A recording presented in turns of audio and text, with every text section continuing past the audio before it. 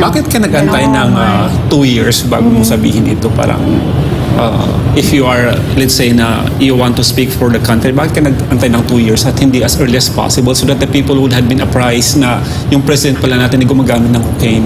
Well, again, hindi nga ako nanonood ho nung mga panahon na yun ng politics. Hindi ko nakikita. So I just came back from US last November. Tapos then, I was looking. Tapos nasa-shock ako. Siyempre, I have a good friend na may mga kaibigan akong taga Davao. Tapos nakikita ako. Tapos parang sa ano nangyayari? Ganyan, no? So parang, then I started watching. And I'm really like, I speak my mind eh. If you see my Facebook, I don't filter. Yeah. Like, even like, I don't delete. Even you can see my post about Tony Boy. I was protecting him. I was defending him. How I adore him. How much I love him. Lahat nandun. You know, wala akong tinatago dun. So, what were the things that shocked you? Like, I never expect. Parang yun nga, yung parang yung recollection ng ano to, parang ano ba to, para tong, what do you call that? Yung naging dictatorship. Parang they're testing the waters. Parang okay, try muna natin sa Mindanao. Pitikin natin ang Duterte.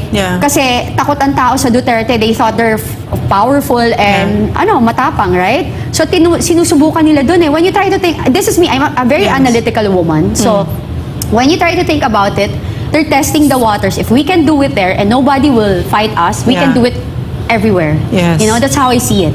Correct. So they test it there. So ganon. Just imagine, former president, VP now, then religious leader. Yeah. Diba saan ka pupunta? Diba? Parang when you try to think about it, wow, this is really like they're trying to test the waters. If they can do it there, we can do it anywhere. So ayan, napanood ninyo yung interview kay Cathy Binag. Ang tinatanong dito, bakit ka nag-antay ng 2 years bago mo sabihin ito?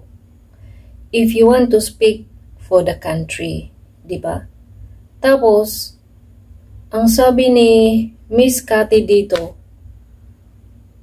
paiba-iba siya ng sagot. Ang galing niyang tumalon. Sabi niya nung una, hindi daw siya nanonood ng politics kaya hindi niya nakikita.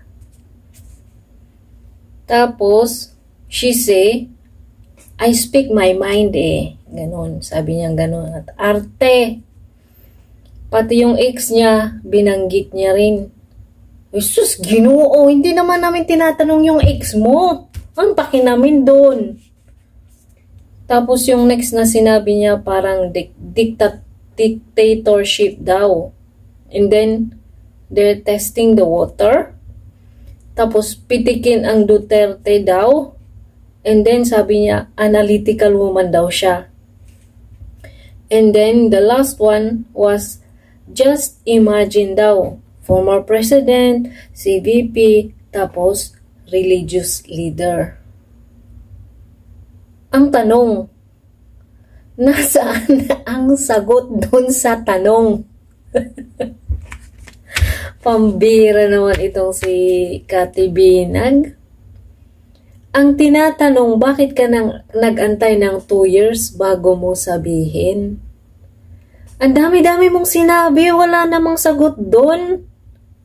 Pambira naman, uy.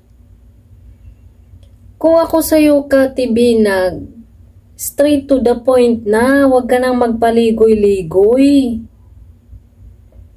Halimbawa, ako yung tinatanong, bakit ako nag-antay ng 2 years bago ko sabihin? Halimbawa, ang isasagot ko dun, kasi po, pinagbabantaan po ang buhay ko at ng pamilya ko na igaganon ako pag sinabi ko yung totoo. Kaya nanahimig na lang ako at nag-antay ng tamang pagkakataon para masabi ko ang ebidensya na nalalaman ko. Dapat ganon. Dapat ganon ng pagsagot, hindi yung hindi daw siya nanonood ng politics, tapos kung paano daw niya ipagtanggol yung boyfriend niya. No, Diyos mio. Analytical woman ka dapat. Ay. Grr. They're testing the water daw, parang dictatorship daw. Ang dami mong sinasabi na dito, hindi naman related doon sa tinatanong. Pambira naman si Pambira naman si Cathy. Uy, analytical woman ka. Sabi mo, dapat straight to the point. Huwag kang ganun-ganun. Huwag kang magpaikot-ikot. Pambira. Isang tanong, isang sagot lang. Sus, Ginoo. Hindi ko nagigets. Alam ko yung kuya ko, addict, pero alam ko na ganun. Pero hindi ko kasi, syempre yung kuya ko yung nag-drugs, hindi ko naman nakikita na in front of me doing it eh. The president, you saw the president. Even though you didn't see him, the people who were there did it. Yeah. I mean, there wasn't anybody there except you. And I can see that they're doing it. It's just that, if you ask me na, front harapan na kami ng presidente, hindi ko nakita yun. So, I therefore conclude na kwentong barbero lang yan. Huwag kayong maniwala dyan. Hindi ka paniwala na ebidensya. Well, maniwala kayo't sa hindi. Basta ako, wala yan. Ganyan talaga kung gustong pabagsakin ang administrasyon. Ang daming sat-sat. So, yan lang guys. Nagbigay lang po tayo ng reaction dito sa video ni Miss Cathy. Nakakagigil lang talaga, no? Ordinaryo lang tayong mamamayan pero kaya natin yung suplahin. Grabe yung pag-iisip nyo. Akala mong tali-talino, hindi naman. Naku, sige guys, papaalam na ako. Baka may masabi pa akong hindi maganda dito. Babay na po. Salamat po sa panunood sa ating YouTube channel. God bless us all po.